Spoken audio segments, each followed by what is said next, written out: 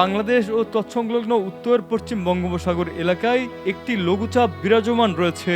এর প্রেক্ষিতে আগামী ৩ দিন পর্যন্ত বরিশাল ও খুলনা বিভাগের উপকূলীয় নদীসমূহে স্বাভাবিকের থেকে অধিক উচ্চতর জোয়ার এবং কিছু কিছু স্থানে ভারী বৃষ্টিপাত ২৪ ঘন্টা পরিলক্ষিত হতে পারে। রাজশাহী বিভাগের গঙ্গা নদীর ও তার ভাটিতে পদ্মা নদীর পানি সমতলে বৃদ্ধি পাচ্ছে এবং বিপদসীমার নিচ দিয়ে প্রবাহিত হচ্ছে। আগামী ২৪ ঘন্টা পর্যন্ত গঙ্গা পদ্মা নদীর পানি সমতল ধীর গতিতে বৃদ্ধি পেতে পারে বলে জানিয়েছেন বন্যা পূর্বাভাস ও সতর্কীকরণ কেন্দ্রের উপবিভাগীয় প্রকৌশলী সজল কুমার রায়। আমাদের ময়মনসিংহ বিভাগের জিঞ্জিরাম নদী জামালপুর জেলার এবং অপরদিকে শেরপুর জেলার ভোগাই নদী বিপদসীমার উপর দিয়ে প্রবাহিত হচ্ছে।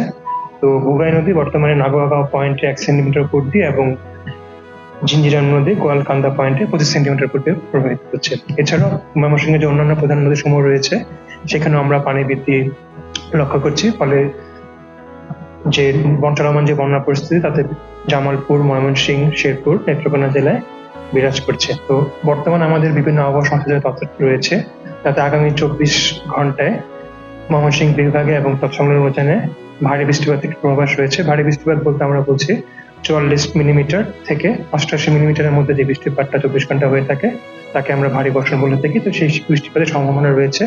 ফলে তার প্রেক্ষিতে যদি বলি, তো ময়মনসিংহ বিভাগ যেহেতু এই ভারী বৃষ্টিপাতের প্রভাব রয়েছে, ফলে আগামী ২৪ ঘন্টার মধ্যে এই ৪ জেলার যে নিম্নাঞ্চলে যে বন্যা পরিস্থিতি সেটা স্বভাবতই অপরিবর্তিত বা স্থিতিশীল থাকতে পারে। পরবর্তী আগামী ২ দিনে বৃষ্টিপাতের যে পূর্বাভাস রয়েছে তা কিছুটা কমে আসতে পারে। তো কমে আসার প্রেক্ষিতে আগামী ২ দিনে যে নদী সমূহে যে প্রবাহিত হচ্ছে তার পানি সমতল হ্রাস পেতে পারে এবং হ্রাস পেয়ে বিপদসীমার নিচে নেমে আসতে পারে। ফলে নিম্নাঞ্চলে যে বন্যা পরিস্থিতি ময়মনসিংহ বিভাগে রয়েছে তা ক্রমান্বয়ে উন্নতির দিকে যেতে থাকবে। তো এই ছিল আমার ময়মনসিংহ বিভাগের সর্বশেষ তথ্য অনুযায়ী আজকে বন্যা পরিস্থিতি এবং পূর্বাভাস। ঢাকা জেলায় এবং নিকটবর্তী প্রধান নদীসমূহ বুড়িগঙ্গা, টঙ্গী, খাল, তুরাগ ও বালু নদীসমূহের পানি সমতলে বৃদ্ধি পাচ্ছে। বিভাগ এবং ঢাকা বিভাগের বিশেষ করে ঢাকা জেলার যে চাপাসা জমা নদীসমূহ রয়েছে, তো এখানে স্বাভাবিকই পানি সমতল বৃদ্ধি পাচ্ছে। যেহেতু বৃষ্টিপাতও আগামী ২ দিনে ভারী বর্ষণের প্রবণতা রয়েছে, তো আগামী ৩ দিনের ঢাকা বিভাগের বিশেষ করে ঢাকা অঞ্চলের যে নিকটবর্তী যে নদীসমূহ রয়েছে, যেমন তুরাগ, টঙ্গী, খাল, বালু, তো সবতি নদী পানি সমতল বৃদ্ধি পেতে পারে। তো যেহেতু বিপদসীমার নিচে অনেকটাই নিচে অবস্থান করতেছে, সেক্ষেত্রে আমাদের ঢাকার নিকটবর্তী যে নদীসমূহ রয়েছে তাদের বন্যা পরিস্থিতি হওয়ার কোনো সম্ভাবনা নেই।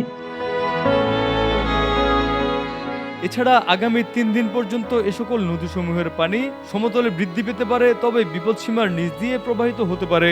মৌসুমী বায়ু, ভারী বর্ষণ এবং পাহাড়ি উজানের ঢলে সৃষ্ট বন্যায় প্লাবিত হয়েছে দেশের ৪টি জেলা। সেই সাথে পানিবন্দী হচ্ছে কয়েক লাখ মানুষ। আগামী ২৪ ঘন্টায় বন্যা পরিস্থিতির অবনতির দিকে যাচ্ছে বলে জানিয়েছেন বাংলাদেশ পানি উন্নয়ন বোর্ড। অভি আরিফ, ভোরের পাতা, ঢাকা।